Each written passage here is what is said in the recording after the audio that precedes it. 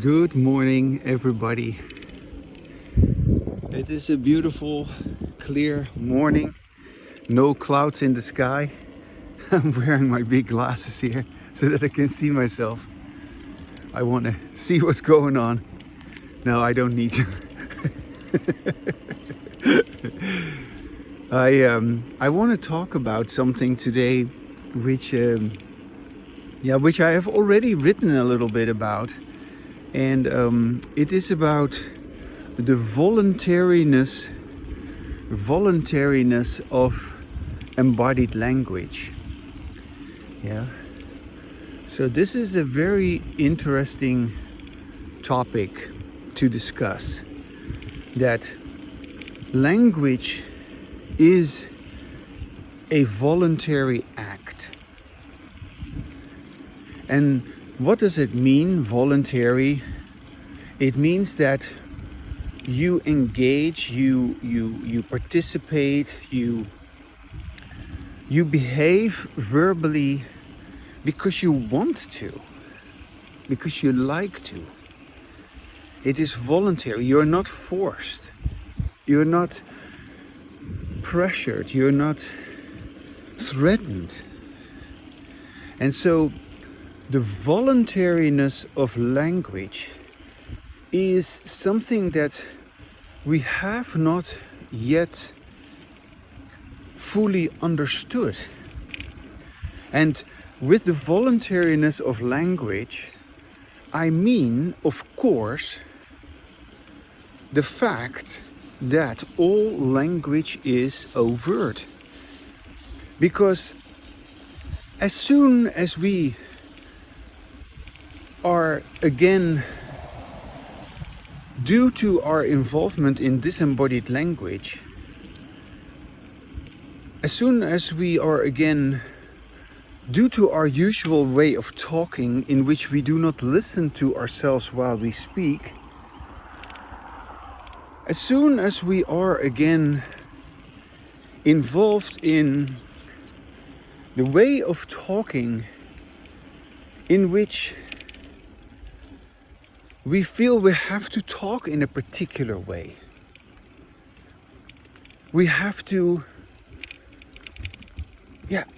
address certain things in order to be considered.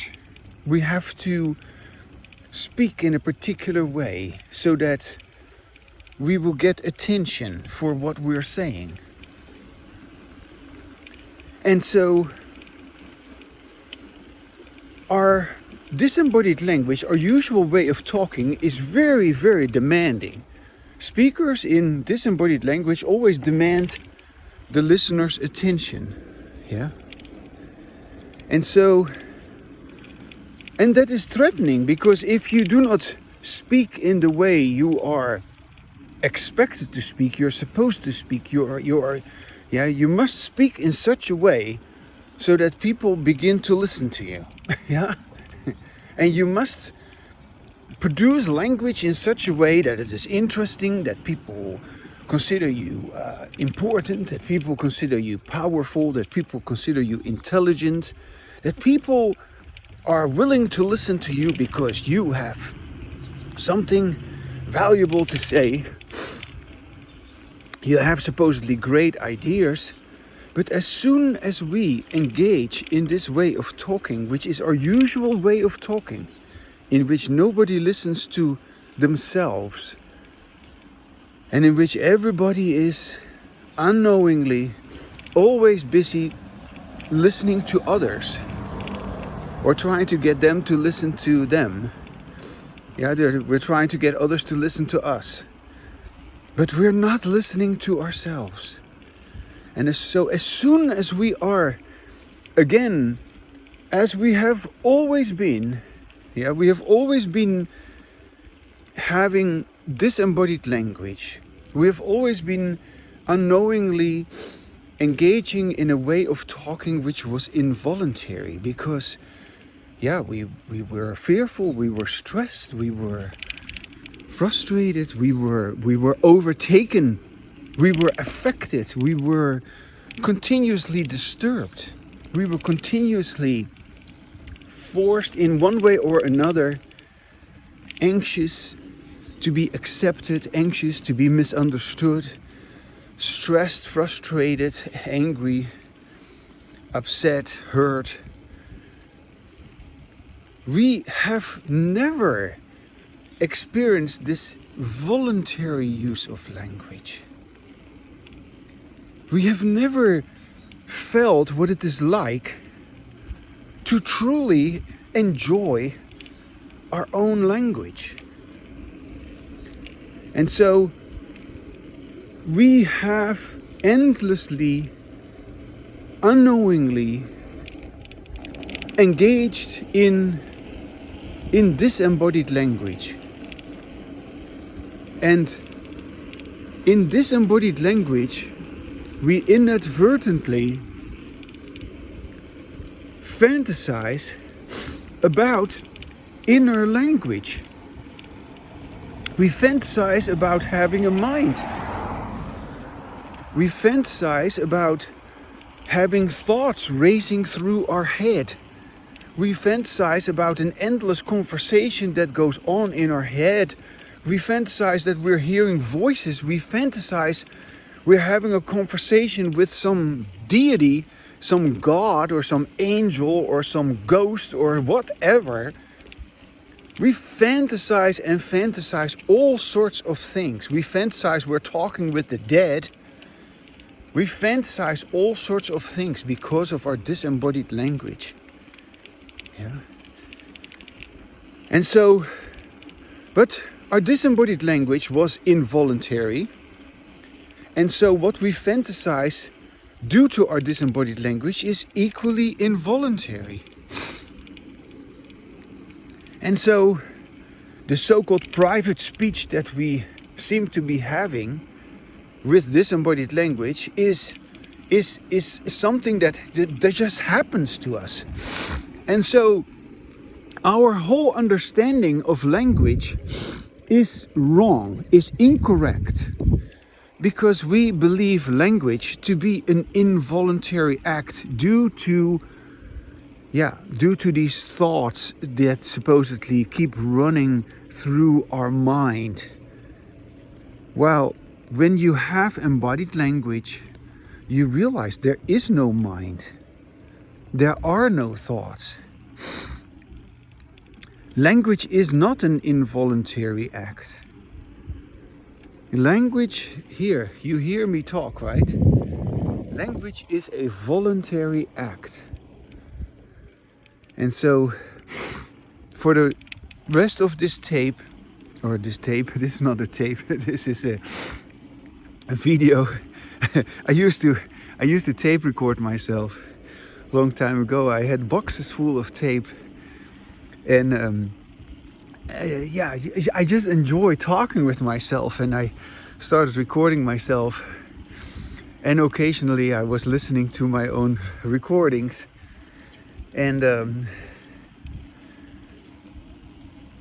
I found it beneficial to make these tapes because I discovered while talking with myself the voluntary nature of my own language, of my own embodied language. And so another way of referring to the voluntary nature of language is, of course, to say that we are free. And so the issue of freedom is in my opinion completely misunderstood. Yeah. We have never experienced the freedom that we have, presumably wanted as the voluntary expression of our own language. Yeah. That is real freedom. And as long as we are having some kind of a involvement with others, imaginary others also, because we are in disembodied language, always busy with others. We try to get them to listen to us, or we are listening to them, but we're not listening to ourselves. And that is against our freedom. So, good morning. Hi. That is, you cannot be free if you do not listen to yourself, if you do not speak with yourself so that you can hear yourself, so that you want to hear yourself. And yeah, this is why we do not know how to be free. Yeah? We have a completely wrong understanding of freedom. We have wanted to be free. We have, of course, had moments in which we tasted what it is like to be free. And we say then, oh yeah, you're free to speak your mind. Yeah? I have an unconcerned mind. No. Yeah, because then you feel free, right? Free to be yourself. But you do not have a mind. There is no mind. And the freedom to speak your mind is a wrong expression. Because you do not speak your mind. You just say what you are capable of saying and what you want to say. And so, once you have simplified and you could say began to own your own language, because like I'm saying, as long as you speak about a mind, your language is going to carry on with that involuntary nature of language, that imaginary involuntary nature. So let's just talk about something else for a second. Let's, for instance, say you are reading a book. Yeah?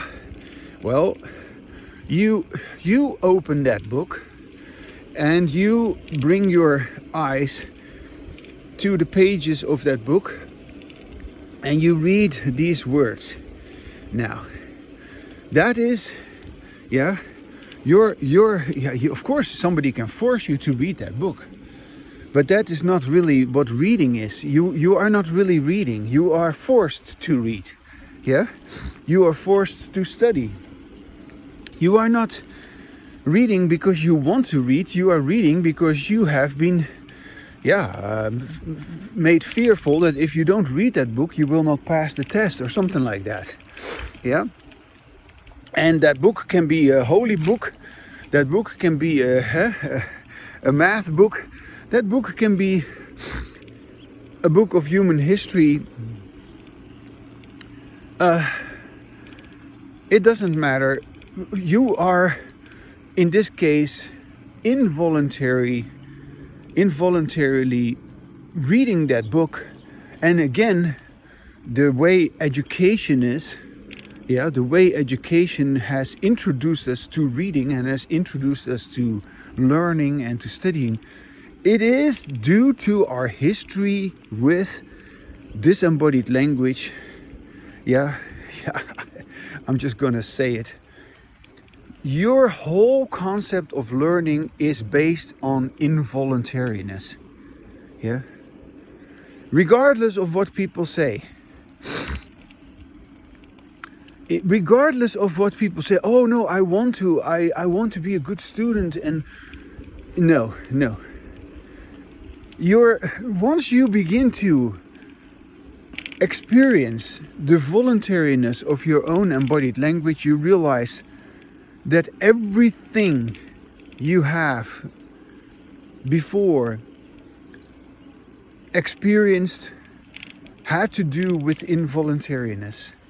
And everybody, everywhere, is constantly involved in this involuntary, disembodied language. And you, who find your own freedom with your embodied language, you use your language correctly, which means voluntarily. Yeah. Yeah, that is something.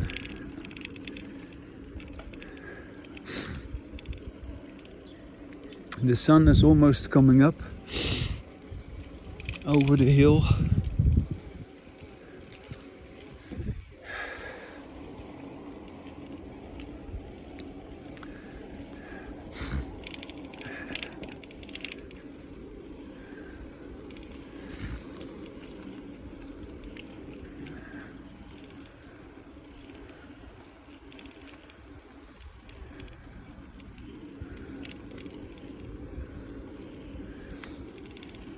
And as you would perhaps be stimulated by me, by listening to this explanation, as you would try to speak with yourself and listen to yourself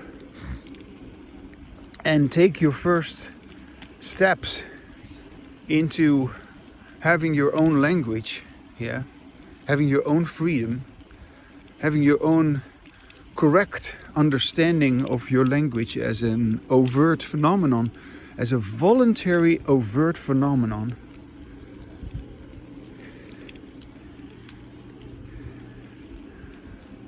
You experience what I am right now expressing, yeah. And what I am expressing here, yeah, if you listen to what I'm saying, is a sense of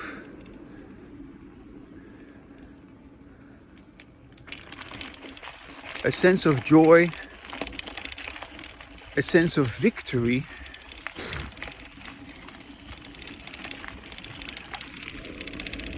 a sense of mastery,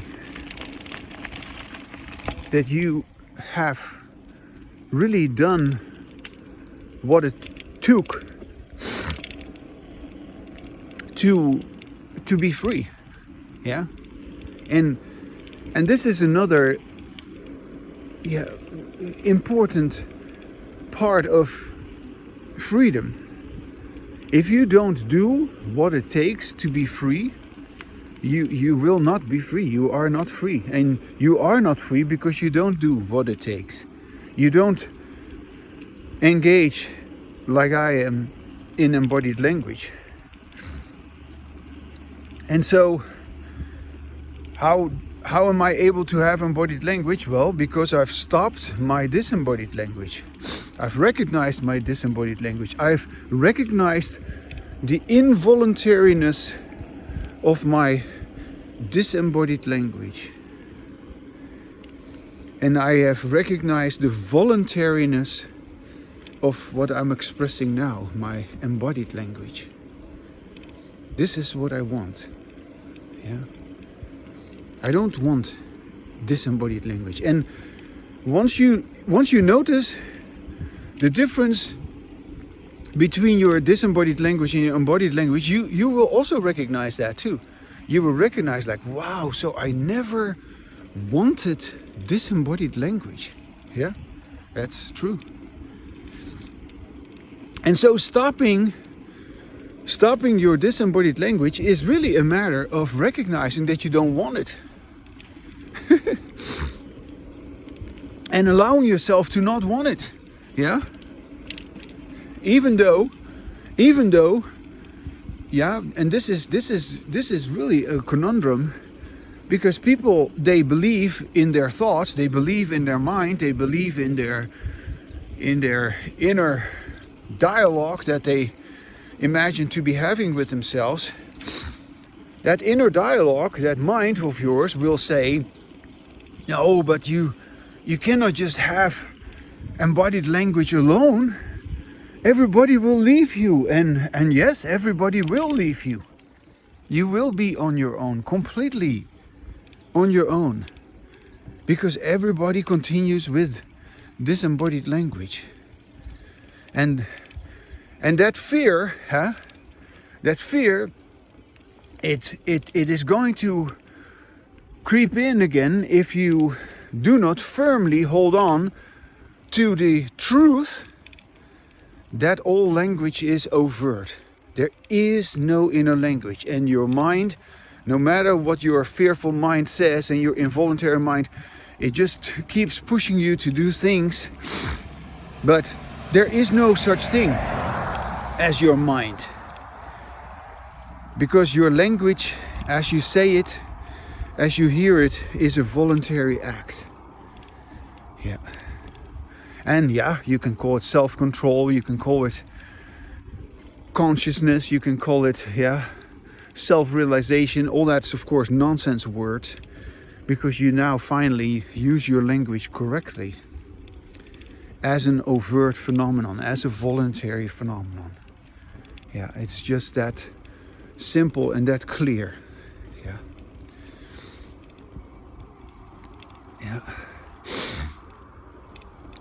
I'm now going to walk a little while over the levee here while the sun is about to come up. It's always such a nice moment. Look at that.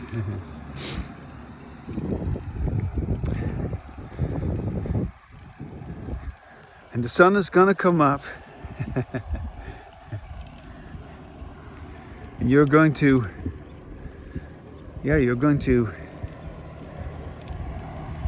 enjoy together with me what it is like to have embodied language.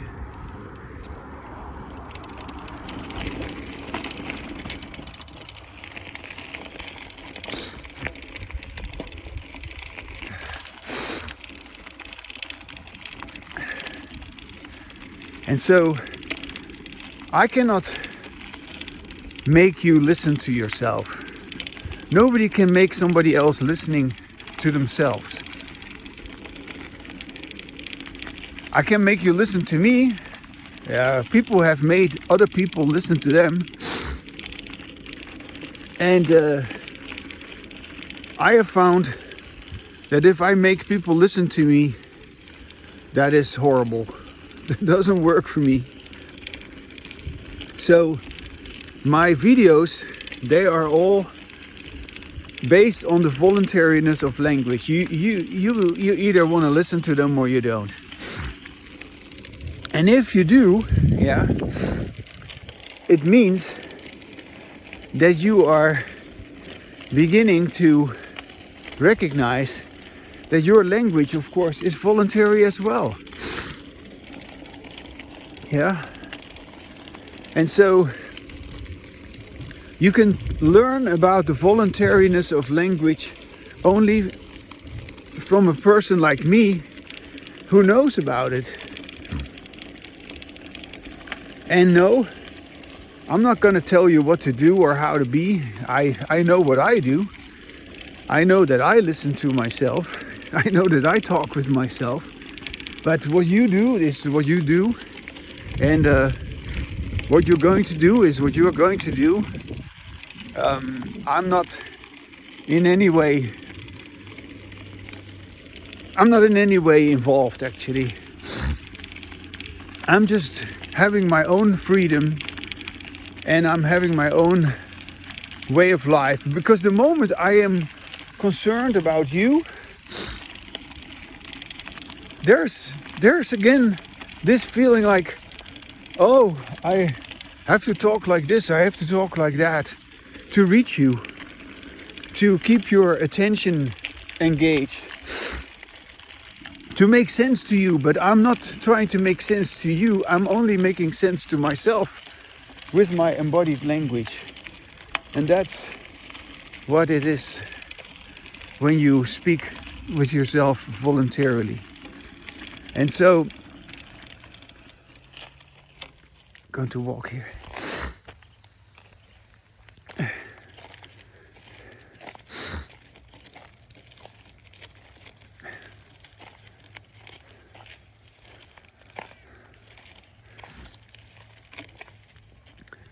You can only understand yourself if what you say to yourself is said because you want to hear it.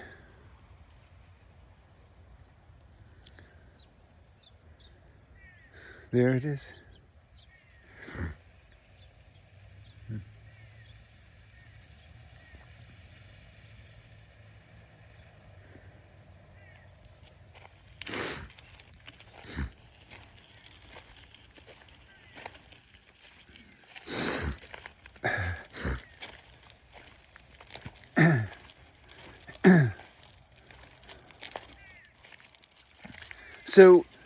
So the voluntariness of language involves both the production as well as the reception of language. Yeah, you want to say it, but you also want to hear it.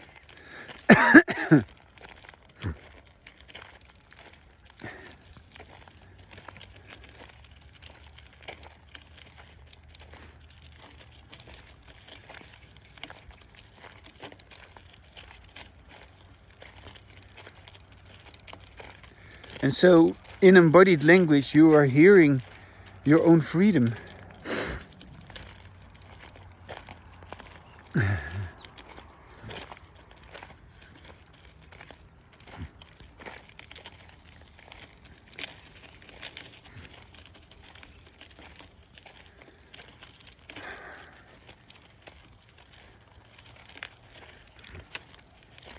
And you are free in spite of everybody not being free.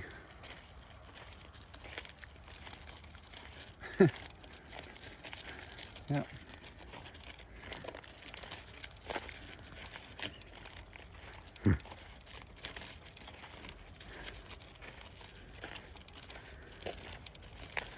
Something it took quite a while for me to get used to this. Yeah. But I'm starting to get used to it.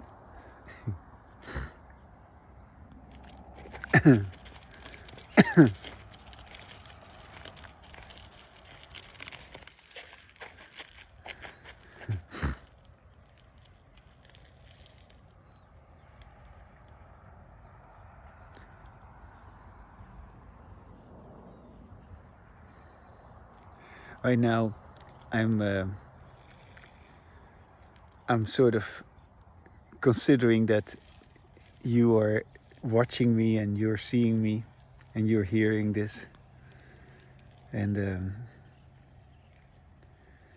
yeah, you may see this, you may watch this, you may notice that I'm free and that you can be free too. Of course, you can do what I do. But this is a voluntary act. This is not anybody telling you what to do. This is not a teaching. Yeah. All teaching has happened based on disembodied language.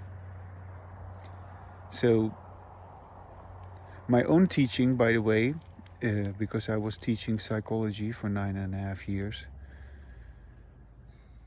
I try to let people know about this. My own teaching has taught me that I couldn't teach it. My own teaching has let me know that no, people need to do this on their own. And then, yeah, then after they have explored this on their own voluntarily because they want to, they have recognized it and they've said, yeah, that's something that I want to do. Then we can have embodied language together, but not because they want it from me, but because they want it from themselves.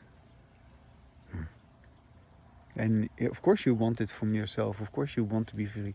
That's human nature. You don't want to be fearful. You don't want to be stressed out. You don't want to be distracted. You don't want to be forced. Nobody wants that.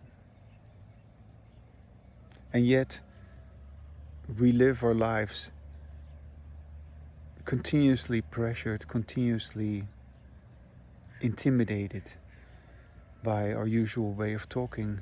Well, how do you get away from that? Well, by saying to yourself that you don't want that. That is your freedom.